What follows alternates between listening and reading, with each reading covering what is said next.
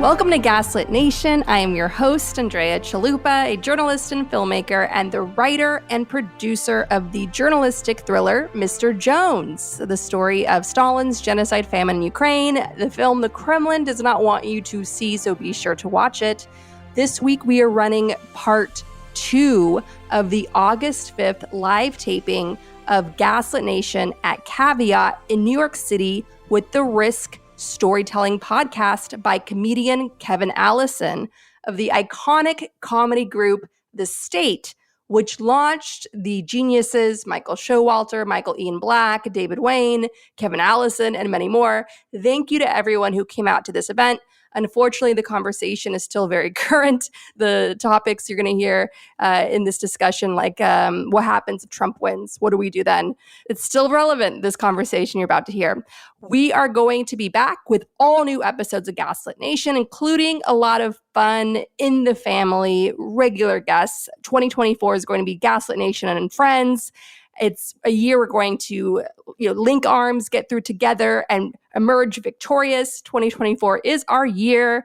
And don't forget to join us if you are in our Patreon family, our walled garden, as I like to think of it, where we all hang out in the Patreon community. Don't forget to join our social media workshop with the wonderful Rachel Brody, who's leading the charge to hopefully soon replace Jay Jacobs, the impotent waste of space who was just destroying the Democratic Party in New York City.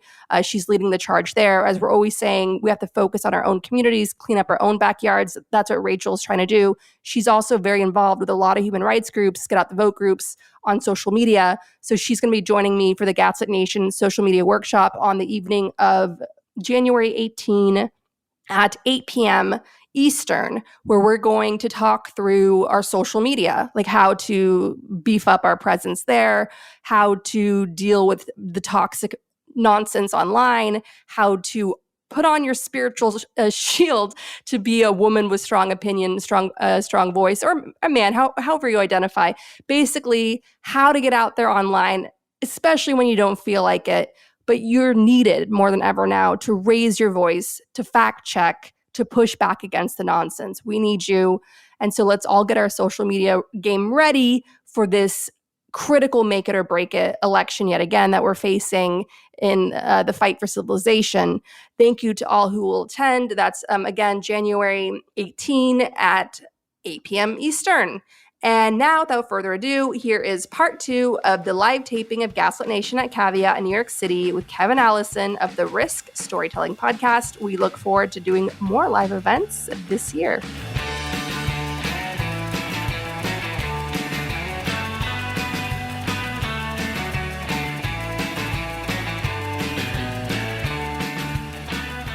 The two of us have been talking behind the scenes about another student who was in the class that you were in, who I stayed friends with right away after the class, Jan Warner.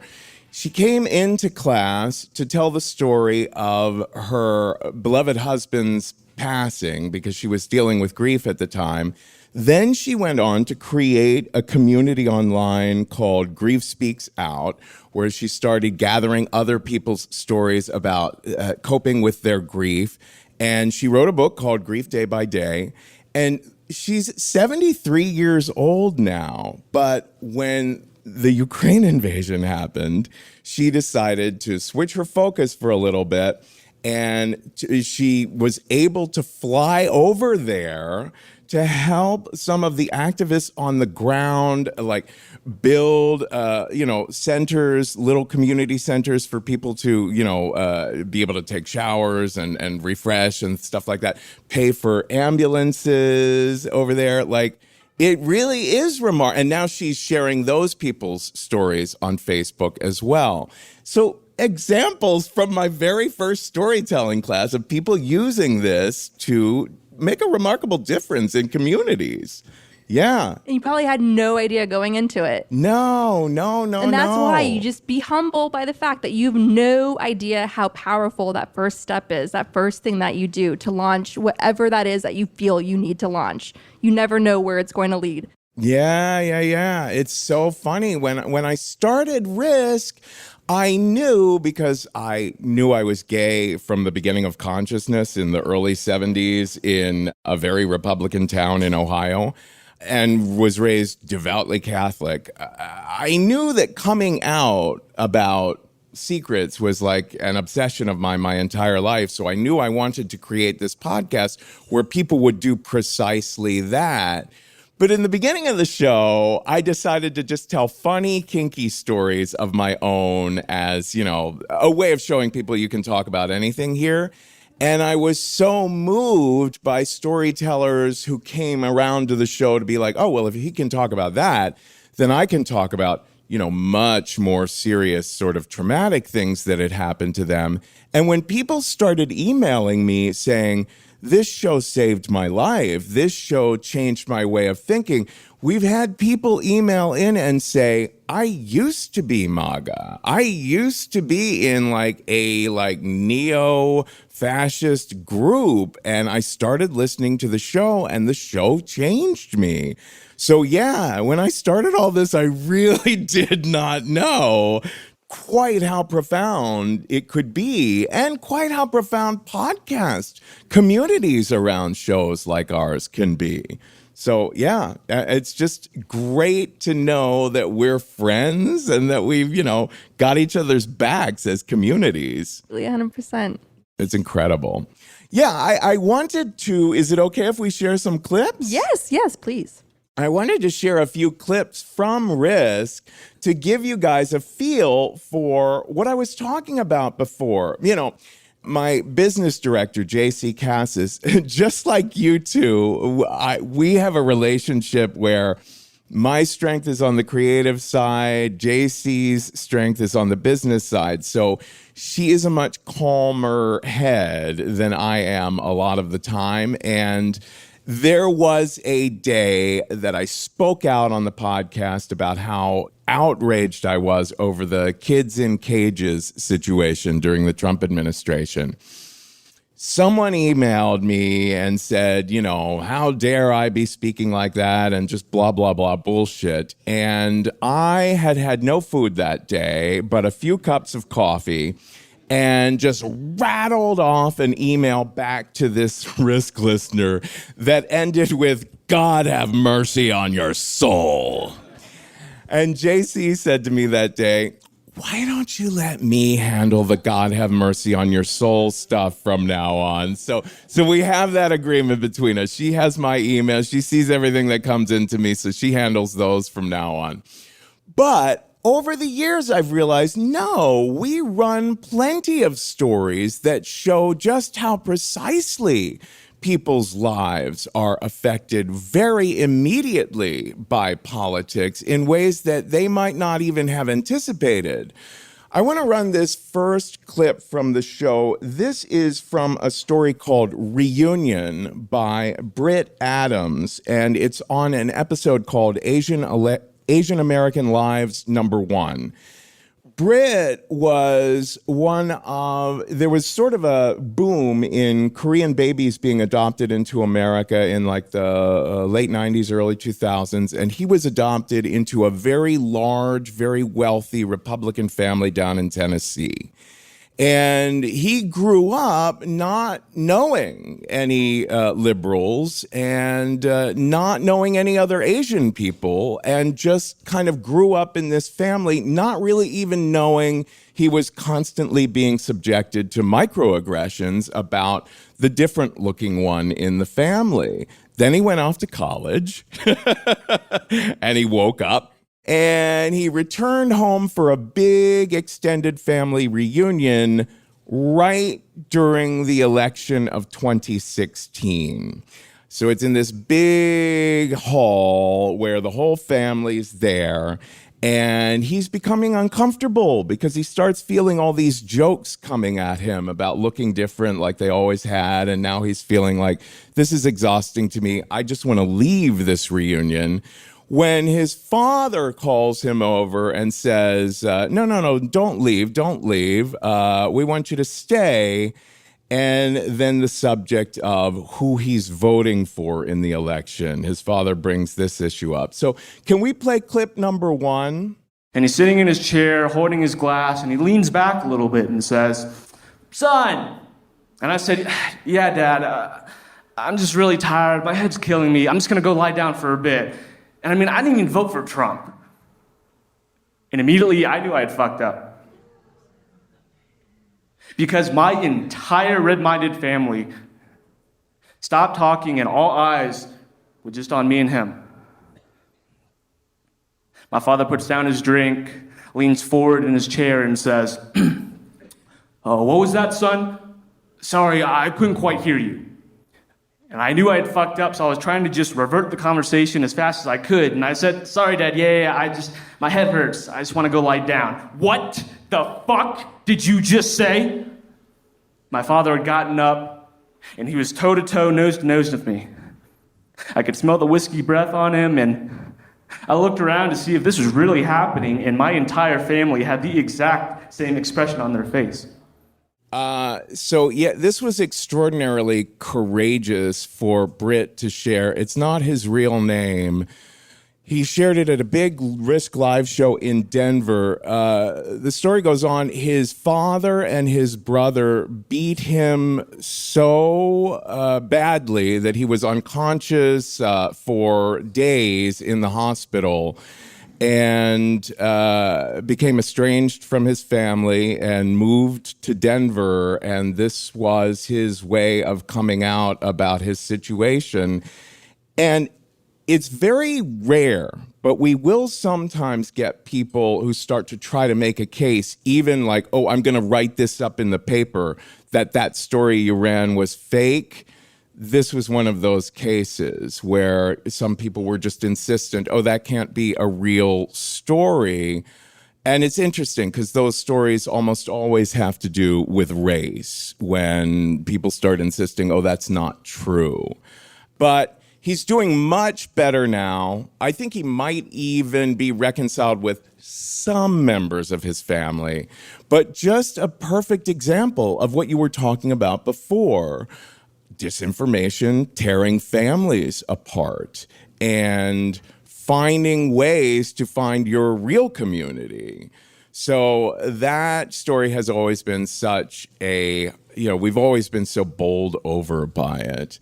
We reran it in our Asian American Lives series when there was that spate of hate crimes against Asian Americans that really spiked during all the quote-unquote China virus stuff. My husband lost a friend from his business school who was pushed off the tracks in Times Square. Oh, my God. Yeah. Oh, goodness gracious me. I'm so sorry. It was a real honor to have Britt share that with us, and we're so happy that he's doing better now. This next story, it came from one of those people who wrote in, "This show saved my life." Maya James was an African-American girl who was growing up in the Midwest, and she was only 17 years old when she wrote to me. She said she had started listening to Risk when she was 11, which was a little concerning because it's an incredibly uncensored show. But it was great to hear her say that she found so much resilience and transcendence that she heard on the show, that it got her through some stuff. And when I heard, I encouraged her, well, even though you're only 17, we've never had someone that young share on the show before, but why don't you pitch us a story? And what she came back with, this was 2016 when it was 2015, because I later looked back and realized the day I recorded this story with her was the day that Trump rode the elevator down in Trump Tower and made his announcement that he was running. So I was one of those white people who needed the wool removed from his eyes at that point in time. And I was stunned by this story, by this 17-year-old black girl from Michigan about what she had grown up with. She shares several anecdotes throughout the course of her life of we're not talking about microaggressions. We're talking about, major aggressions here. The first one, I think, is when she's in kindergarten. And this second one that she talks about is when she was in the 4th grade, when her history teacher played the I Have a Dream speech on television for the class.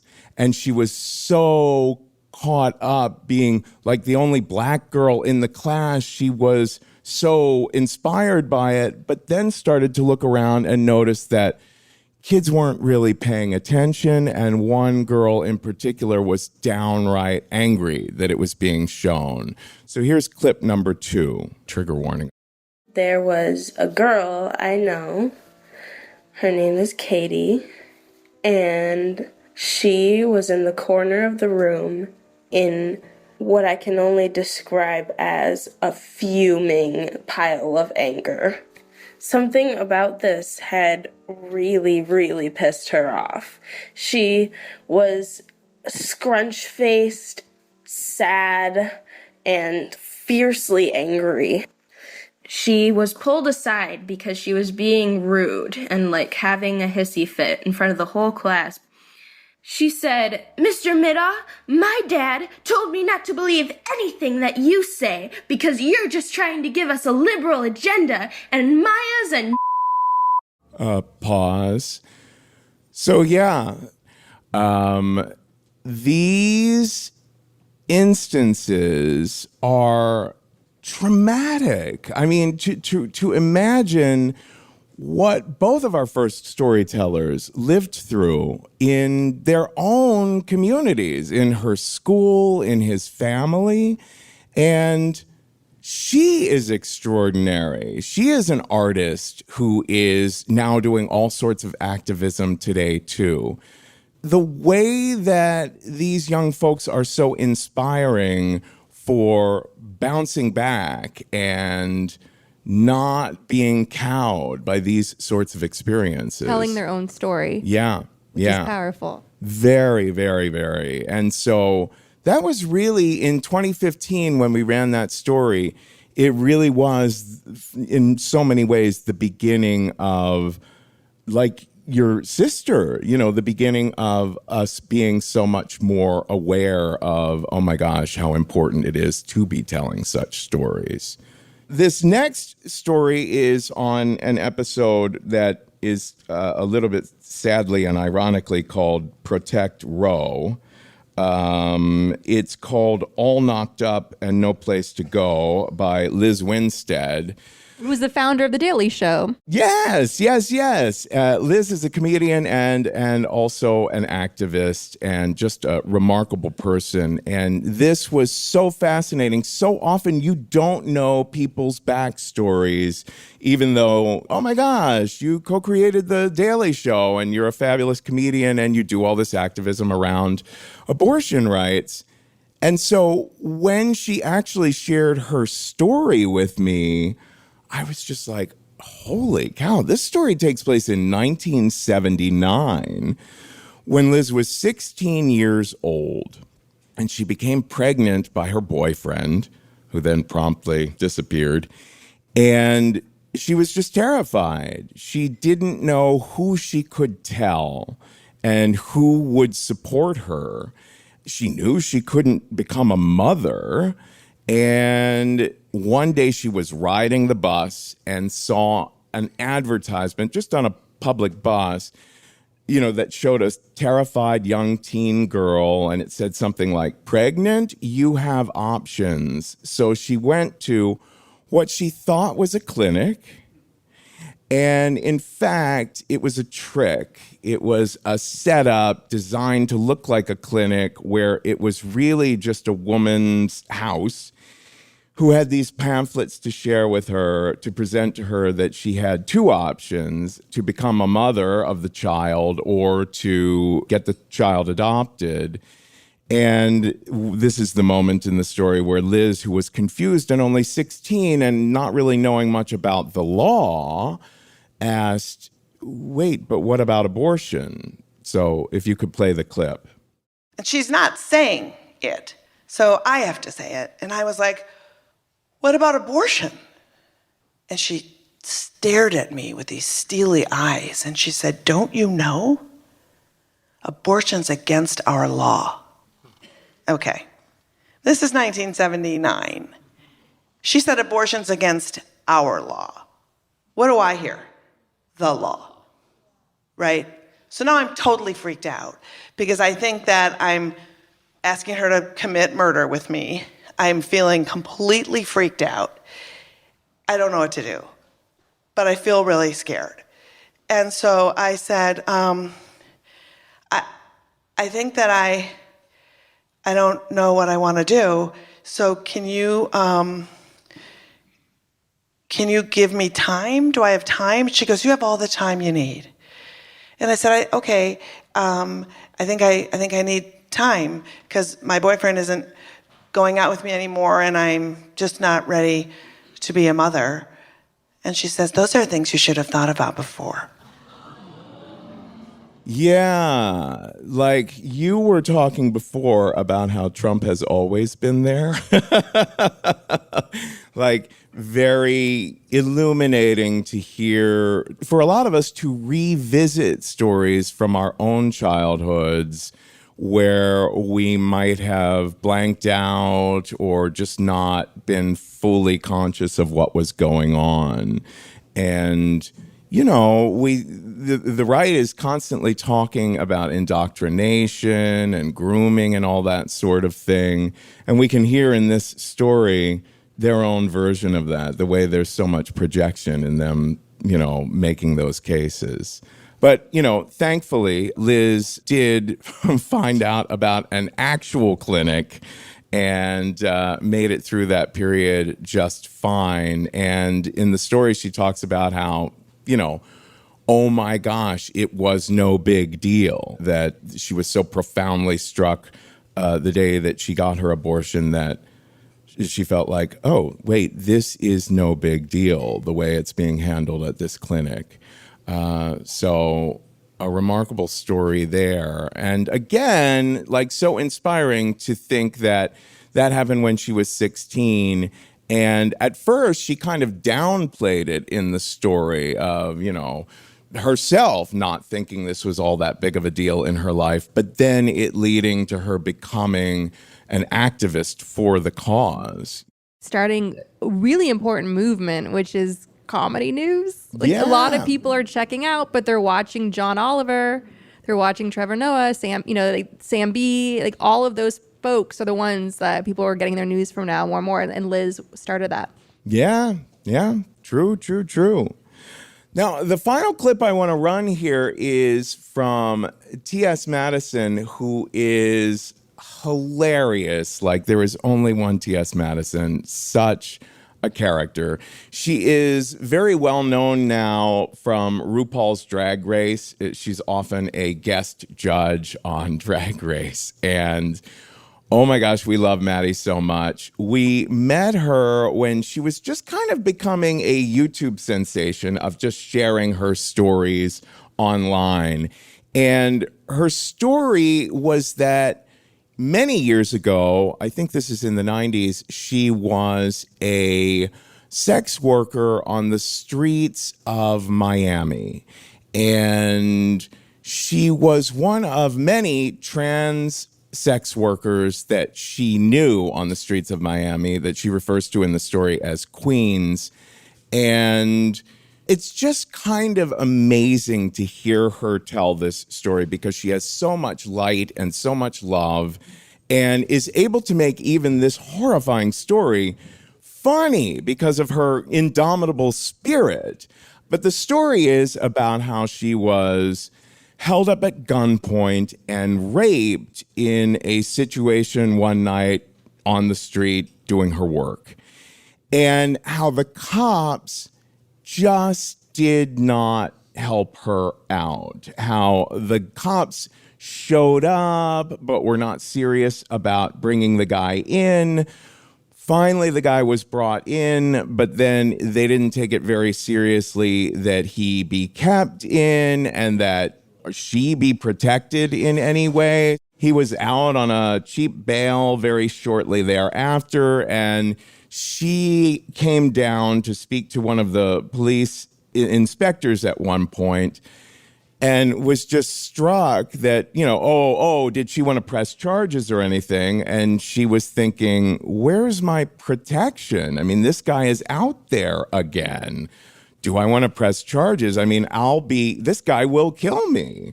If you could play the clip of T.S. Madison. But that was my last night working the street. Right after that, I vowed to myself, I said, Madison, bitch, you have so many things to look forward to in life. This could have been a moment of boom. And all people would have said was she deserved it because she was a whore. And I know this to be true because I walked the streets of Miami and I know girls that have been murdered. And the police they didn't give a fuck about that stuff. They didn't care about that type of stuff. They didn't care. You know what I'm saying? It was just another statistic. Like, oh, well, girl, they killed another queen. Like, okay, well, she's dead. Well, one less queen to worry about on the sidewalk.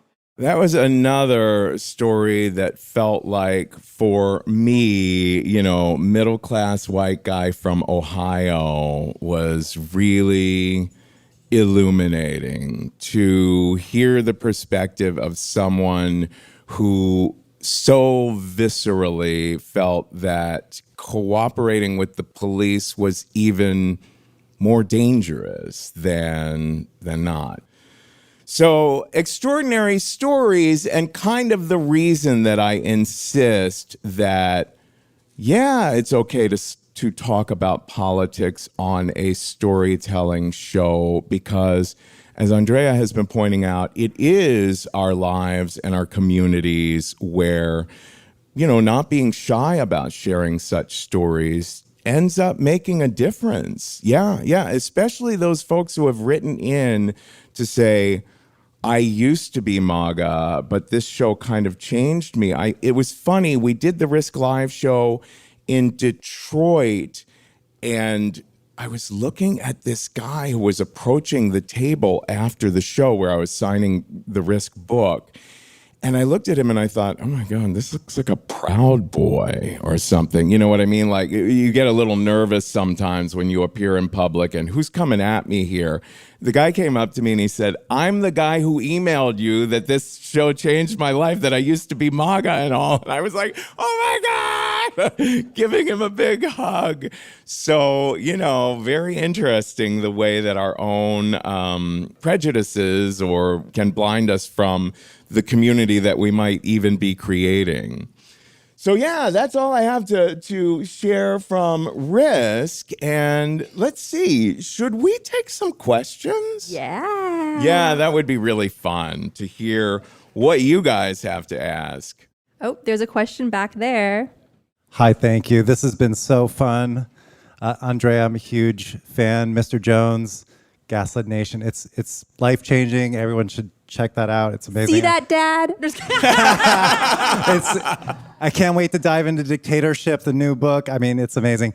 Kevin, I've been a huge fan. I'm sure there are people here who are huge fans of The State from like 30 years ago. Amazing show. Just going back to The State, I have to say one of my favorite sketches is the Lincoln Logs, the unauthorized biography of Abraham Lincoln, which is so silly and ridiculous, but it shows Lincoln as a drug-addled, womanizing, abusive president. Right now, I feel like we're there. Yeah. We had a president. We actually went through that for 4 years. I don't know if either of you want to comment on that, just what we've gone through. And we went from, oh yeah, presidents should be like normal and not be ridiculous lunatics. I don't know if you want to comment. Yeah, that is fascinating. The State, in looking back at some of our old sketches, have been really struck by how some of the things that we presented as, wouldn't it be crazy if this sort of thing happened? And it hadn't even occurred to me, the Lincoln Logs one. Yeah, to have this, he's snorting drugs, he's attacking women, he's, pissed off that there's any rules at all and fuck everyone in this country. You're absolutely right. It's like that was a joke at the time. Can you imagine if a president was like this? And holy shit. shit. That's incredible. My goodness, Lord. Yeah, and I think that was part of it. That's part of why Gaslit Nation was so important to me, was because it was always this clarion call of, now hold on a second, this might be hard to believe what's really happening right now, but let's face what's really happening right now. So yeah, that's amazing. So here's my question. So this is such an interesting choice you made, and I imagine there's a lot, it's packed with info. How did you come about making the choice to do a graphic novel? I mean, you talked a little bit about who your narrator was going to be, but how, if you want to talk a little bit about what format is the best for this particular story? Because it also, part two, seems like the audience is those of us who want to be dictators. So we'd love to hear you talk a little bit more about that. Yeah, so it's like the Colbert Report on being a dictator. And so we were approached to do the book by First Second Books, the publisher, Mark Stiegel, Olga Lotman, who's one of the world's foremost mafia experts, who's in the audience tonight. Yeah, Olga, you're getting applause, as you should. She's right over there. So Olga has a graphic novel coming out with the same publisher because she was approached. So Ben, if we could do this again with Olga, talk about the Russian mafia and how to fight them. So we'll do a reunion. And so they approached us, and Sarah did the outline, and then I did the first couple script pages, and then we split up the book. And what needs to be pointed out by now in this talk is that the illustrator is an extraordinary young woman feminist organizer based in Poland who was roughed up by the riot police in Poland protesting the abortion ban there. And she did a lot of work with trying to protect the weaponized refugees who were taken by Russia, Belarus from the Middle East and Northern Africa and dumped on the border of the EU and Poland. And so she was part of like a movement to try to get food, water, whatever was needed to those refugees that were dumped on the border by the Russians to try to stress the EU out, punish the EU for standing up to them. Wow, that's She's an extraordinary badass lady in her own right. Anybody that does creative projects, it could be a nightmare to collaborate. It could be like hair pulling, easy breezy. She took our dumb jokes and brought such life to it. For the Persians in the audience, like Freddie Mercury makes a appearance in the book, you know. right. That was for you, Nani. That's the godmother of my second born. She's so proud of that. That's fabulous. Oh, yes. First, great to see you. As you know, I'm a big supporter. And Thank you so much. yeah, last time, by the way, we saw her in person. She was expecting her first, and she was in the live Mueller She Wrote show in the Bell House in Brooklyn. I don't know if any of you were there, but yeah, we were there. It was awesome. And that was right after Bill Barr unleashed his 4-page memo, the cover-up memo. And I had to go on stage and be like, it's not true. Wow.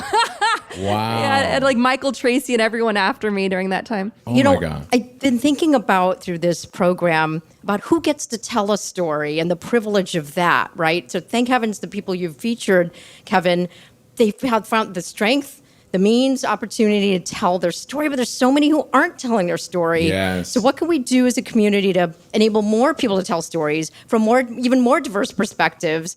Gosh, I mean, I think anyone in a position in corporate media, in mainstream media, has an obligation to really highlight those stories and really shine a light on those stories. And I know when I worked in media, I would try to do that. And big mainstream, big corporate media, I'd try to find those untold stories. And not all mainstream media is, there's like Reuters just did a deep dive on which people in Congress today are descended from slave owners. We need to know. Wow, we need to know yeah. because it matters today. And shocker, a lot of Republicans, obviously you can see it on how they legislate. But I will say there's a wonderful group, New York Writers Workshop, that you should team up with. Aaron Zimmerman just won the Community Service Award for Fort Greene, Brooklyn. They teach writing workshops where you can become a workshop leader for any type of group. So they trained me, 1-day training, and I taught a workshop in a homeless shelter.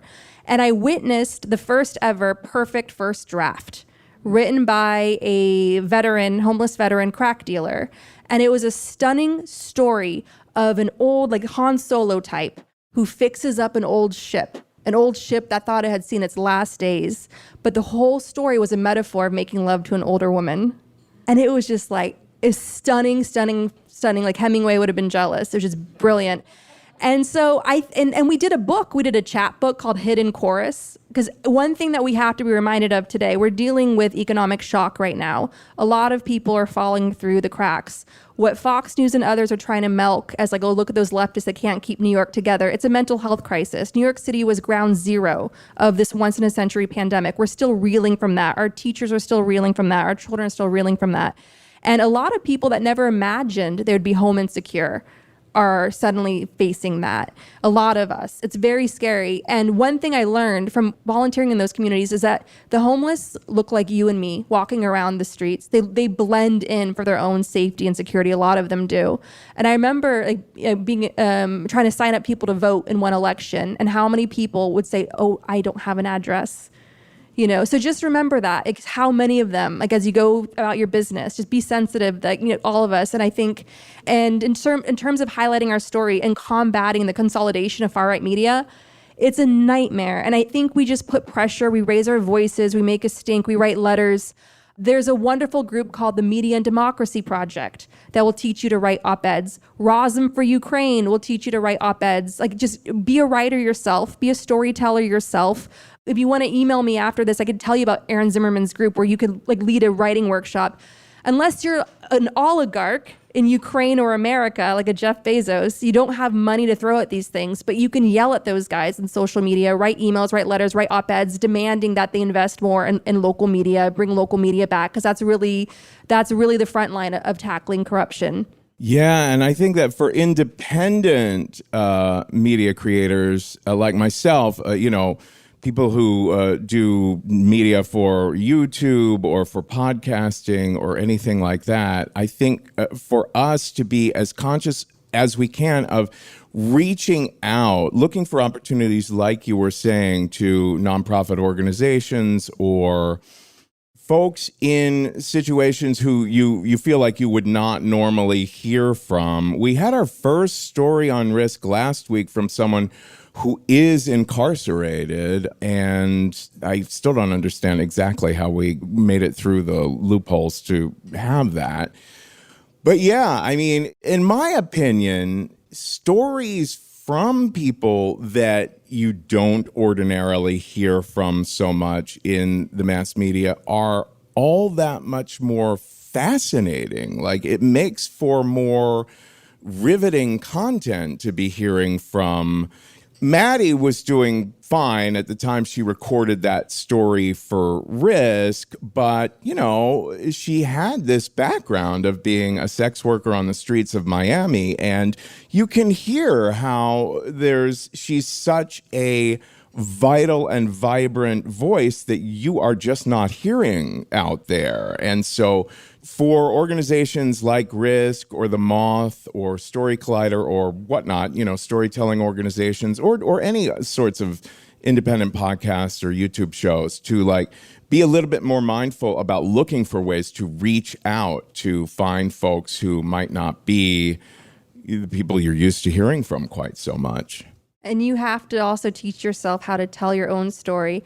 No one wanted the script for Mr. Jones. No one. I had to learn how to produce it myself, which was terrifying at first.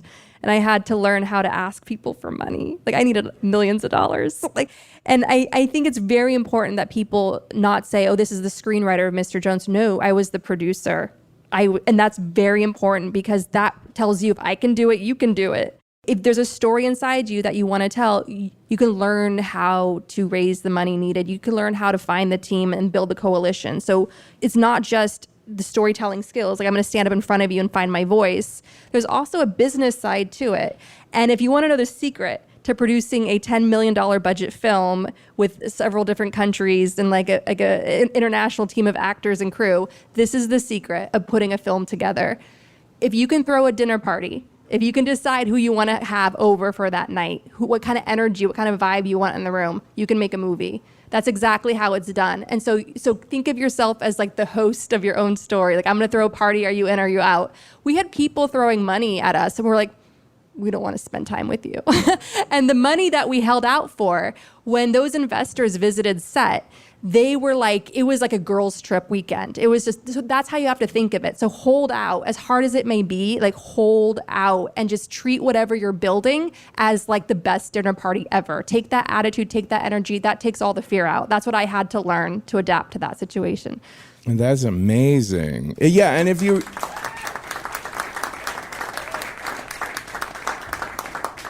you reach out to us at Risk, we teach through our sister school, the Story Studio, at thestorystudio.org, and then I do one-on-one coaching with people. But we're also starting these events that are, it's called What's Your Story, where we bring people together and guide people into, giving, there's a little bit of teaching that's involved of, try this, try that, but it's mostly about helping people to connect and just, via prompts and whatnot to try sharing stories with one another on this or that.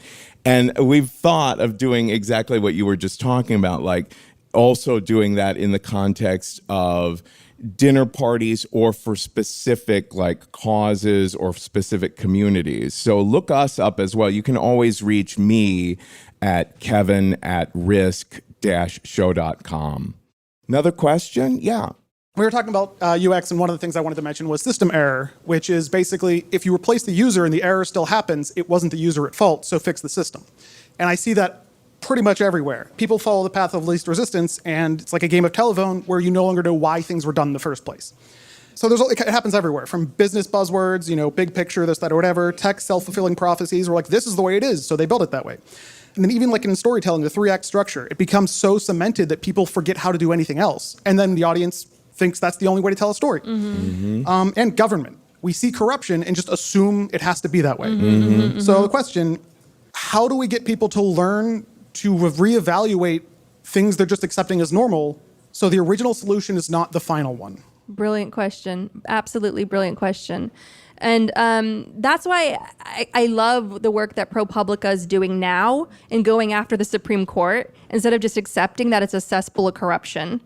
It's like we all know it is by their rulings, but they're actually going to lift the veil and be like, well, here's how the corruption gets made. Here's how it works. It doesn't have to be like this. And I think what we need to highlight as Americans in our discussion groups, in our book clubs, in whatever little communities that we have, in our dinner parties, like really educate ourselves on what are the countries doing? What are the countries doing that have low rates of corruption? So Olga Lotman, who I pointed to earlier, she and a group of people, a group of investigators, founded a organization combating corruption and how it's being weaponized by the Kremlin through all these useful idiots across the West. And they're really getting into the weeds on this. And I remember talking to Olga when she's trying to figure out where to set up that organization, where would be the best. You want to know what country she chose? Denmark, one of the least corrupt countries on the planet and also one of the happiest. So what's possible already exists. We have models of it. I spent a lot of time in Copenhagen because Zentropa, Lars von Trier's company, took a script of mine back in the day, did nothing with it, but I had a great time getting to know Copenhagen. And I got to know a very wealthy Dane, extremely wealthy Dane, and he was so proud of paying taxes because he saw that his taxes were developing the minds of the people.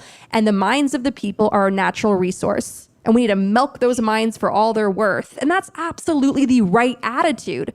Russia is dying, and America, parts of America, the red states are dying because they have the opposite position. Like, we're not going to invest anything, not a penny. We're going to hoard it all.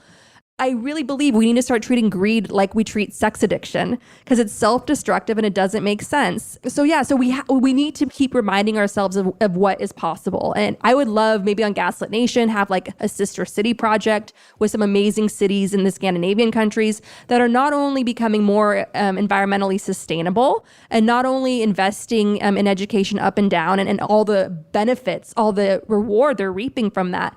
But these Scandinavian countries, I want to tell you, especially the people on the far left, these Scandinavian countries are tooth and nail fighting alongside Ukraine with how much money they're giving them. Massive amounts of their GDP compared to a lot of other Ukraine's allies. Denmark, Norway, Finland, Sweden, they are some of Ukraine's staunchest allies right now because it's all related. If you have a country that's anti-corruption, that's pro-human being, that's pro-quality of life, they're going to look at Putin's fascism and be like, oh, this is black and white. You don't have to sell us on this. We understand where we stand on this issue. Instead, you have these Republicans, these libertarians that want to steal from us, that want to steal from our future, that want to make an inhabitable planet, who are writing the most god-awful, ugly stuff about Ukraine, like cheerleading a genocide, trash talking anyone who dares stand up for human rights there and stand up against like systemic rape and so on. So it's very vile. So we just hold up what's possible. We keep cheerleading for what's possible, and we keep showing up the models where this is working. We have to imagine a new future because it's absolutely possible.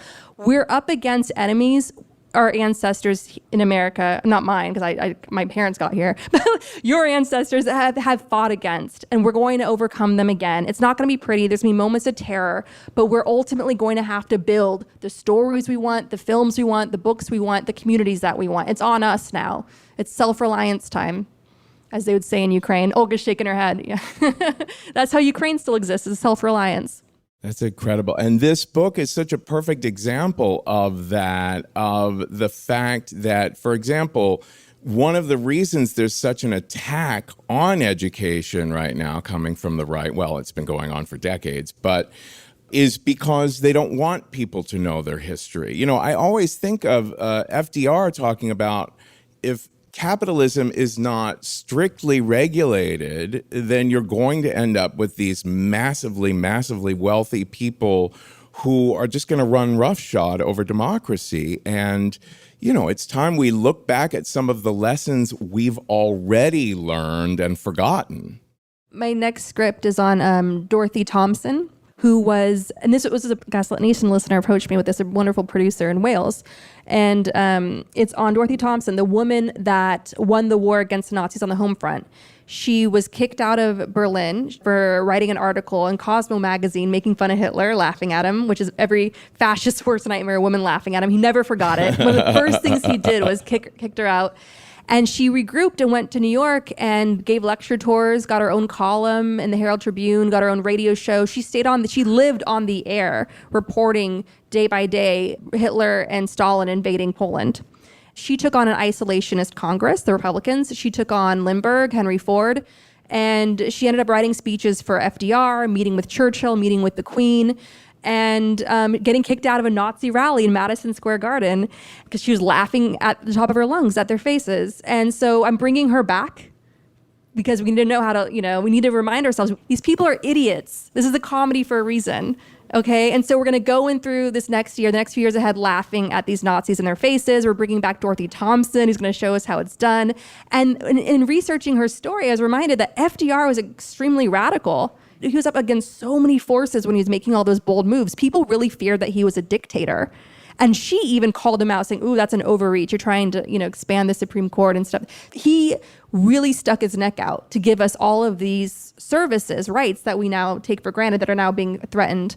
Yes. Thanks for putting this on. This has been an amazing conversation so far. So we're in this extraordinary, unprecedented moment where a former president has been indicted 3 times, and there could be a trial soon.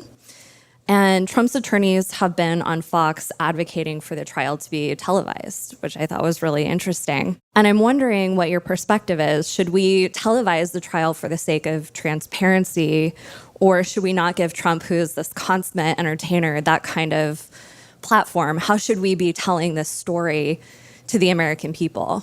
That's a great question, because Hitler's trial for the beer hall putsch, which was a violent attempt to overthrow German democracy, that became a big spectacle. And you had journalists like morbidly hanging all over that. And it was almost like Hitler's way to then regroup, because he spent around a year in prison where he had an assistant, got to wear like regular clothes. And what did he do? He wrote Mein Kampf and then came out, and, within a decade he was chancellor. And it happened very quickly. And I want people to know, this gets lost sometimes. One of the very first things Hitler did as Chancellor of Germany was he started building his first concentration camp. And within 6 months, Germany was turned into a dictatorship. And he did it by taking over the legal system. So even the brave journalists, even the Jack Smiths of Germany, couldn't get rid of him. They tried to go through the legal system. People don't understand, the normies don't understand how quickly it happens. And so I think in this case, the whole debate, do we televise or not? The January 6th committee, what they did was very effective. They had damning witnesses They had these stunning viral clips. You had Americans glued to this. The ratings were very high, and it was perfectly done. It was just like a really good, it was what Sarah and I have been calling for so long. We kept telling the Democrats, have hearings, go after Ivanka and Jared. This is must-watch TV. Like, Americans love true crime. Like get it all out there through your hearings. You control the House. Why aren't you doing it? There's so many missed opportunities there. They finally did it with the January 6th committee hearings, validating, like vindicating everything we were saying. But the problem with Jack Smith, he's not that. The DOJ is not that. The DOJ, they're very dry. They are not in the business of creating viral videos. They are cut and dry people. They are some of the boringest people you'd ever imagine. I've talked to people in the DOJ and FBI. They're boring as hell, okay? And so Trump versus them, Trump and his goon squad lawyer versus like these cut and dry, proudly dry and conservative prosecutors. I don't think it's going to have the same effect of trained, seasoned politicians with their social media teams, you know? And so I think Trump does want it televised. He does want to suck the oxygen out in the room. Do you remember what the Trump years felt like? How it was like this narcissist who kept wanting to get inside of you so you couldn't escape him? That's what he's feeding off of, that attention. And so I think he would have the upper hand there. And do you remember like in 2016, like as we write in the book, Jeff Zucker would show just an empty podium at a Trump rally in a countdown. That's what this is going to be. It's going to be a version of that if it is televised. And there's not going to be much that Jack Smith's going to bring to that because that's not his wheelhouse. He's got that square jaw and that mystique, but that can only take you so far, you know? Whatever we're in for over the next year, because remember, Russia really needs Trump to win, as we all know. And Putin's never been weaker. It's still early days yet. So much is going to happen between now and next November. I don't know if Putin's going to live to see it, given the way things are going for him and what that's going to mean for Russia and Ukraine and so on. The Russians are desperate to end this war. Not Putin, but the Russians who are trying to get rid of Putin are desperate to end this war because they want to go back to winning the war the way they know how, which is through corruption, which is through the oligarchs, which is through buying off respectability, slapping their names on university programs in the West and museums and events. We were approached in the early days by one of Blavatnik's people, like Blavatnik, you know, like the Russian oligarch Blavatnik. One of his folks reached out to us to try to like dangle money at us. And we're like, do you not listen to the show? Wow. I mean, do you want to come on? Like, you know, that guy threatens to sue people for being a Russian oligarch. Any other questions?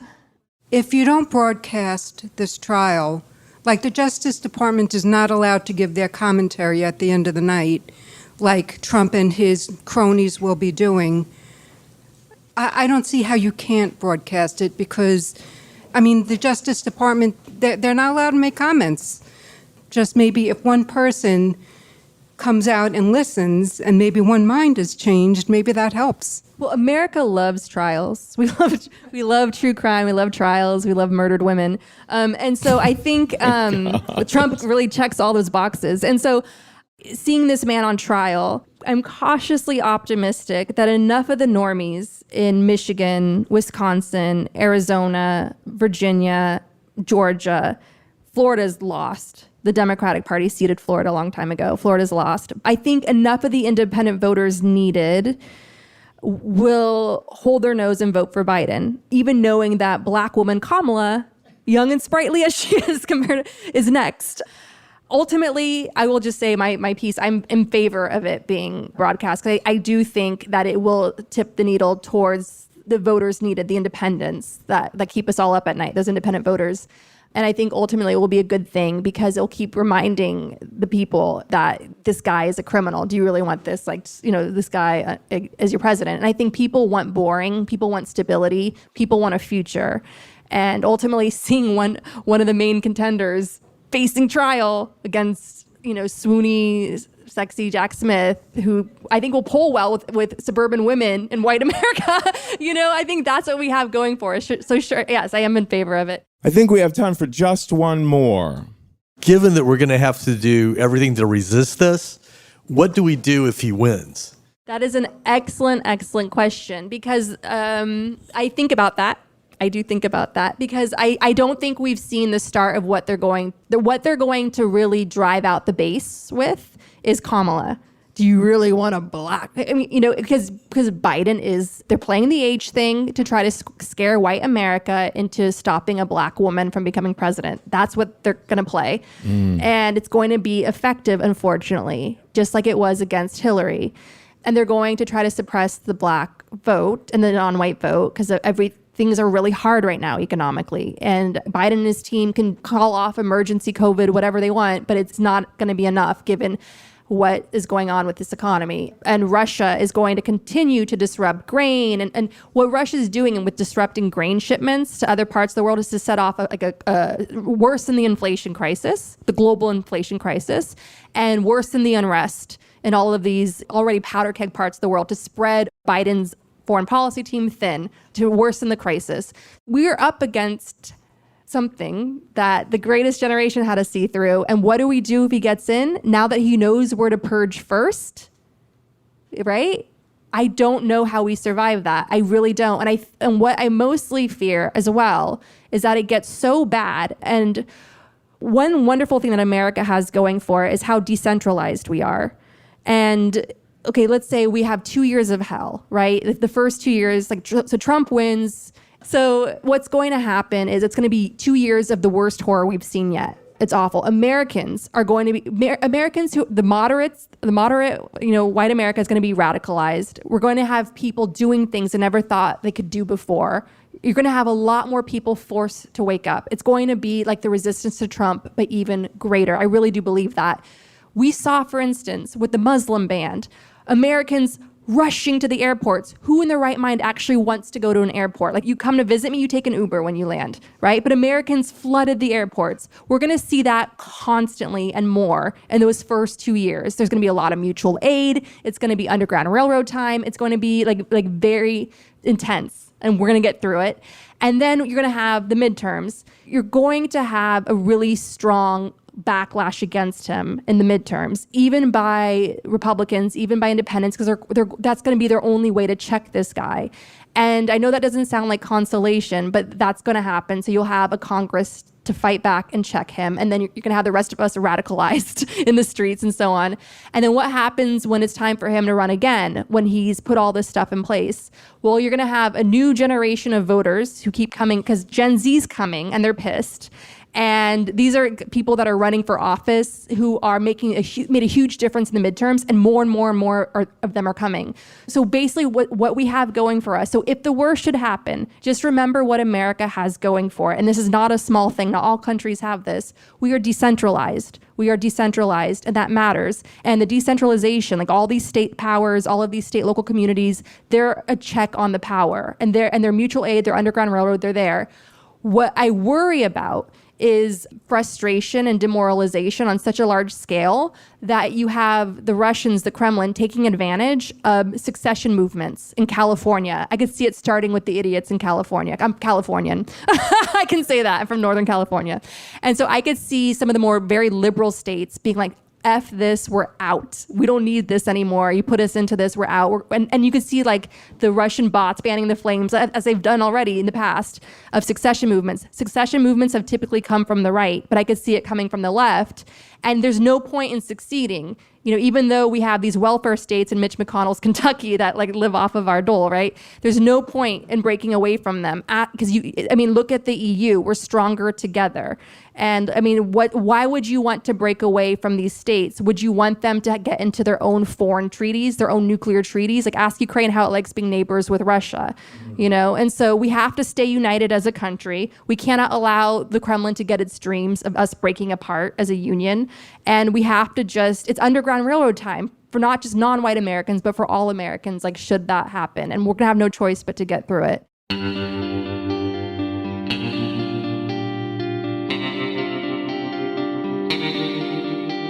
Our discussion continues, and you can get access to that by signing up for the Truth Teller level or higher on Patreon at patreon.com/gaslit. To help the refugees of the Israel-Hamas war, donate to Doctors Without Borders at doctorswithoutborders.org. We also encourage you to donate to the International Rescue Committee, a humanitarian relief organization helping refugees from Ukraine, Syria, Afghanistan, and Gaza. Donate at rescue.org. And if you want to help, critically endangered orangutans already under pressure from the palm oil industry, donate to the Orangutan Project at theorangutanproject.org. Gaslit Nation is produced by Andrea Chalupa. Our production manager is Nicholas Torres, and our associate producer is Carlin Daigle. Our episodes are edited by Nicholas Torres, and our Patreon exclusive content is edited by Carlin Daigle. If you like what we do, leave us a review on iTunes. It helps us reach more listeners. And check out our Patreon. It keeps us going. Original music in Gaslit Nation is produced by David Whitehead, Martin Vissenberg, Nick Farr, Damian Arriaga, and Carlin Daigle. Our logo design was donated to us by Hamish Smith of the New York-based firm Order. Thank you so much, Hamish. Gaslit Nation would like to thank supporters at the producer level and higher on Patreon.